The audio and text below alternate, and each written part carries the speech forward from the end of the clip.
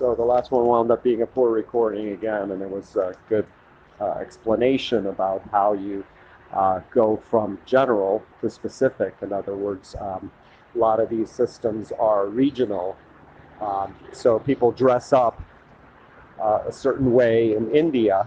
They dress up in certain colors and they surround themselves with certain symbols and beliefs. And somebody in Germany, for example, might dress in different clothes and surround themselves with different symbols, a different language. Birds of a feather flock together, right? So we want to look at a system that encompasses the whole rather than the specifics. So we want to start with a universal base and then move out from that into more complex. So we move from the point to the line. The line is more limited and has more detail than the point. So the general, the horizontal, he has the horizontal, the big picture, but he can call various people for specific tasks that he needs. And the number that he calls for the plumber is different than the number that he calls for the electrician. And he communicates different things. If he calls the plumber and communicates that he wants a light switch fixed, well, the plumber may interpret that as having the faucet fixed, for example, if he even receives the message correctly, because he doesn't work with electricity, light switches.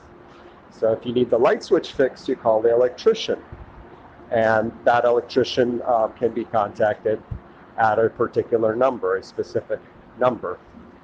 Now, as we move from the point to more specifics, in other words, the point becomes 2 points, you connect the dots, you have a line.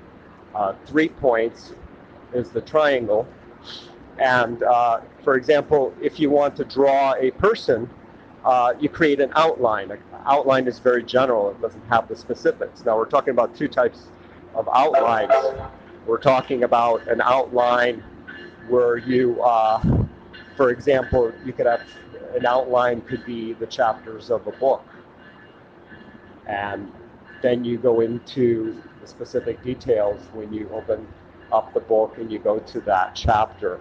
So you have the chapter title that summarizes or generalizes what will happen within that particular chapter. And then the sentences and the paragraphs explain that chapter. So all sorts of people walking by looking at me strange, and they're trying to limit because they won't understand it. Most of them are really, really sentence, very unaware of sentence.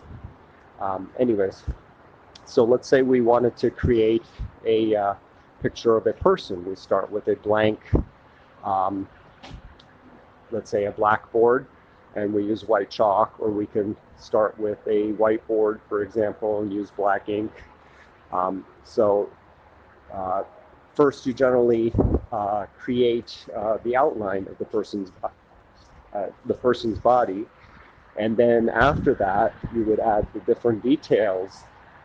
For example, the eyes, the nose, the mouth, right? And then you add even more detail, like the color of the eyes, the color of the skin, the color of the lips.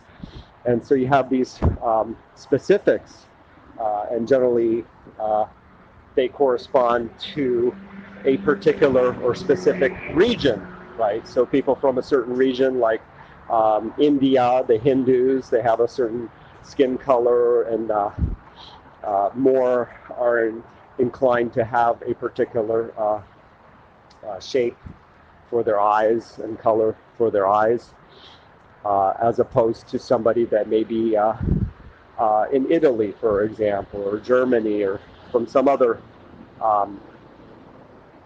part of the planet.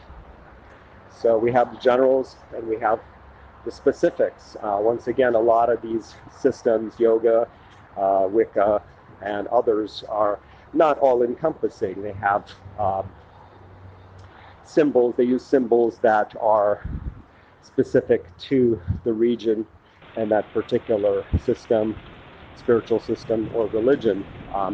And the problem is that the further you move away from the simple, the general point, or the point of view, the more you get into these details and specifics, and you start seeing the differences between people rather than how they're similar.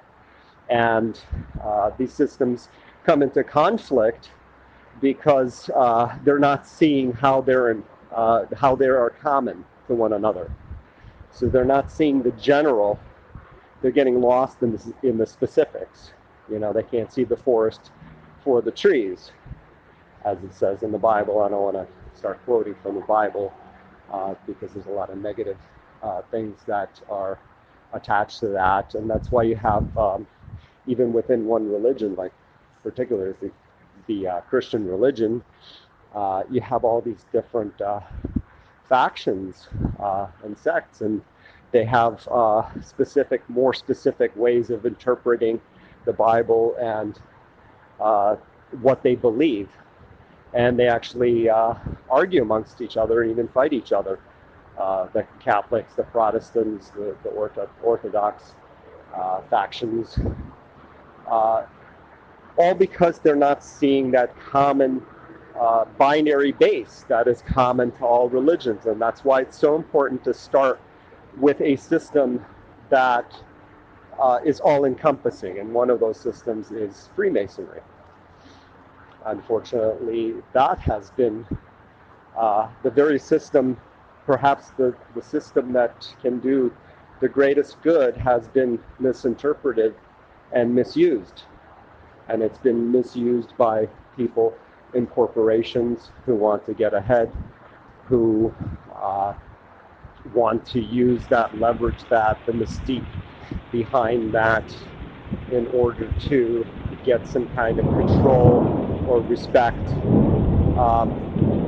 And I've worked with people like that, you know, where the person's a master mason and they're completely irresponsible and they don't really understand anything about masonry, and they're playing video games at work, and we have to cover them because it's a mason that we're covering for, because the person has maybe mental problems. I'm not going to talk about anybody specific here.